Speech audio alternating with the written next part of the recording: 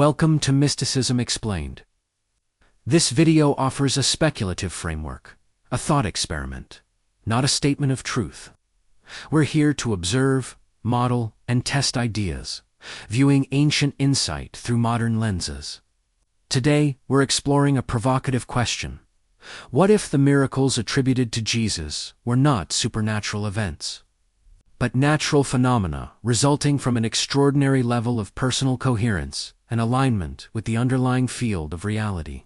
Could his abilities be anomalous effects that our emerging science is only now beginning to glimpse? This isn't about challenging faith, but about expanding our understanding of what might be possible within the fabric of existence itself. We're proposing a model where Jesus didn't break the laws of physics, but rather demonstrated a profound mastery of them. Mastery rooted in a state of being so integrated and coherent that it could influence reality in ways we find astonishing. Let's explore this possibility together, with open minds and a commitment to responsible inquiry. Let's begin with mystical observation. The Gospels are filled with accounts of extraordinary acts: walking on water, healing the sick, feeding thousands, and discerning the hidden thoughts of others. Traditionally, these are called miracles, divine interventions that suspend the normal laws of nature. But what if we reframe this? What if these weren't violations of natural law, but demonstrations of a deeper, more fundamental set of structural laws? Imagine a universal intelligence field, a substrate of reality that is informational and responsive. In this model, an individual who achieves extreme internal coherence, a state of perfect alignment in thought, emotion, and intention, might be able to interact with this field directly. Think of it like a perfectly tuned instrument, resonating with the entire orchestra of existence. This coherence isn't just an internal state. It could amplify one's influence on nested systems. A coherent individual becomes a powerful organizing node. This could ripple outward, affecting the human body to induce healing, influencing social dynamics to create harmony, or even interacting with the physical environment in unexpected ways. Walking on water, then, might not be about defying gravity, but about achieving a state of resonance with the structural integrity of the water itself. Seeing through deception becomes less about psychic power and more about perceiving the dissonant, incoherent signals of a lie within the broader information field. These acts become the natural outcome of a fully integrated consciousness. Now, let's turn to scientific modeling. How can we begin to explain such radical ideas? While mainstream science has not proven any of this, fascinating threads are emerging from the frontiers of research. Fields like quantum biology, consciousness studies, and information theory are challenging our old, mechanistic worldview. Scientists are increasingly investigating concepts like systemic coherence, where parts of a system work together in a highly ordered, synchronized way. We see this in lasers, where photons become coherent and produce a powerful, focused beam of light. We also see it in living systems. Some researchers are exploring how quantum-like informational structures might operate within our own biology, particularly in the brain. The idea of psychophysiological influence, the mind's ability to affect the body, is well established in the placebo effect and mind-body medicine. The speculative leap we're making is to ask, could this influence extend beyond the body? Could a highly coherent state of human consciousness interact with what some physicists theorize as a universal information field? A kind of structural layer of reality that underpins everything we perceive. This isn't about magical thinking. It's about exploring the possibility that consciousness is not just a byproduct of the brain, but a fundamental aspect of the universe, capable of interacting with its informational architecture. A state of supreme internal alignment could, theoretically, allow a person to tap into this latent structure, subtly influencing probability and form. Again, it is crucial to emphasize, this is a theoretical model, a way to connect dots, not an established scientific fact. It's a hypothesis awaiting rigorous testing. This leads us to a profound meta-question, a moment for philosophical reflection. If these so-called miracles are not exclusive to a divine being, but are instead reflections of an ultimate human potential, what does that mean for us? What if the true message of a figure like Jesus was not worship me, but rather become like me?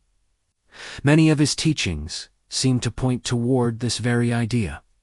He spoke of having faith, of the kingdom of heaven being within, and famously said, "Very truly, I tell you, whoever believes in me will do the works I have been doing, and they will do even greater things than these." Perhaps the core lesson has been misunderstood. Maybe the goal was never veneration from a distance, but emulation up close. The path he demonstrated might be a path of radical internal alignment, of resolving all inner conflict and contradiction to achieve a state of pure coherence with the source of being. This reframes his life from a story about a unique, unrepeatable divinity to a blueprint for human potential. It suggests that what we call enlightenment, or self-realization across different traditions, might be this very process of integration. It's the journey of becoming a fully realized, coherent being, capable of expressing the latent potentials encoded in our very existence. Once more, let's be clear. This is speculation. It's a model designed to explore the power of coherence, not a definitive claim about historical or theological truth. But it's a powerful and inspiring way to re-examine what it means to be human. So, how can we make this practical?